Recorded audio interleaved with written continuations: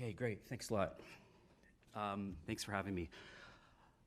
Globalize the Intifada, death to Zionists. Glory to Al-Aqsa Brigades. Canada is a colonial state. Abolish Israel. Long live October 7th.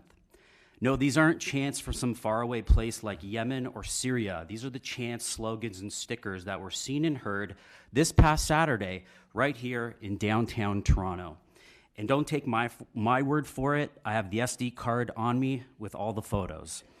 The vitriol is just free-flowing at this point, and why wouldn't it be? The Hamas and Hezbollah sympathizers and their allies are quite confident. They're emboldened. They know they operate in a city that has effectively greenlit their behavior. In January, police were delivering them hot coffee while they hijacked a bridge in a Jewish neighborhood, endangering motorists below. In April, two members of this board, Amber Morley and Lily Chang, endorsed their right to chant death to Israel from river to the sea and the always lovely ACAB in a letter that they undersigned. Ms. Morley's own allies, Progress Toronto, come here every month advocating against the police. What rose-colored glasses are they looking through? So naturally, those who participate in hate rallies, many of whom are of questionable citizenship status, would feel empowered to spew their anti-Israel, anti-Jewish, anti-Canada, and anti-Western views. Why wouldn't they? The same people who sit in this room have rolled out the red carpet for them. It doesn't take a postdoctorate in mob psychology to understand that unless there is major intervention, their tactics will grow increasingly more dangerous. You see, when you hand terrorist sympathizers a cup of coffee, they don't reciprocate that generosity. They see it as a sign of weakness. And while I appreciate the sentiment of the officers, appealing to their Canadian sensibility, in this environment with these people, nice doesn't work. Perception is everything. So here we are, 12 months on, facing an increasingly blighted streetscape. Public and private property is being defaced with impunity. Bookstores, synagogues, banks, street furniture, even politicians' offices, nothing is off limits. Not only do they engage in hate speech, but assault and property damage are also part of their repertoire, for now. Maybe next week there'll be flag burnings and mock hangings. You can visualize the trajectory from there.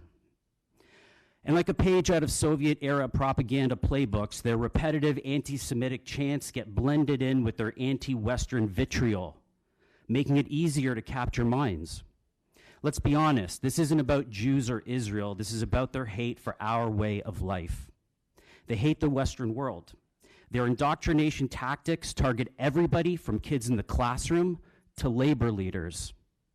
Seeing Fred Hahn patronize with these terrorist sympathizers should make us all want to vomit. It's a disgrace. I can assure you that practically every normal Torontonian, every taxpayer and voter in this city wants a safer city and an end to these rallies.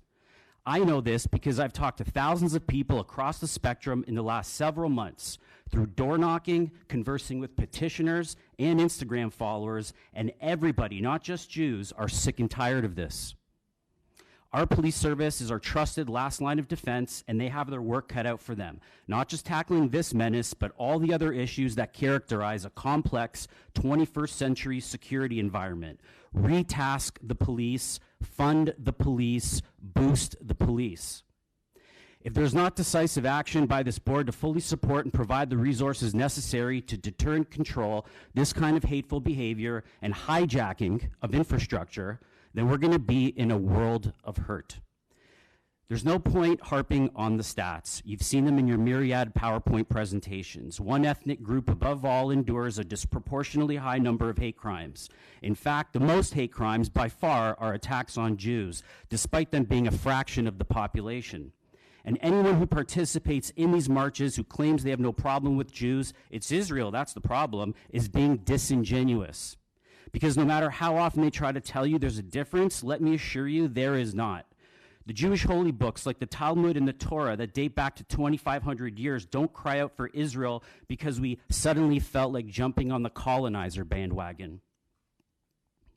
When you promote the destruction of the Jewish nation, you are promoting the destruction of Jews. Never again. If you care about this city, about this country, and the founding principles that are the framework of Western civilization, you'll wake up and put a stop to this. There needs to be a significant police service cooperation along with assistance from provincial, federal police forces, intelligence, and immigration agencies. There must be zero tolerance for hate speech, hate symbols, hate vandalism, and occupying public infrastructure. The climate of impunity must end. Our city hangs in the balance. Thank you. Thank you.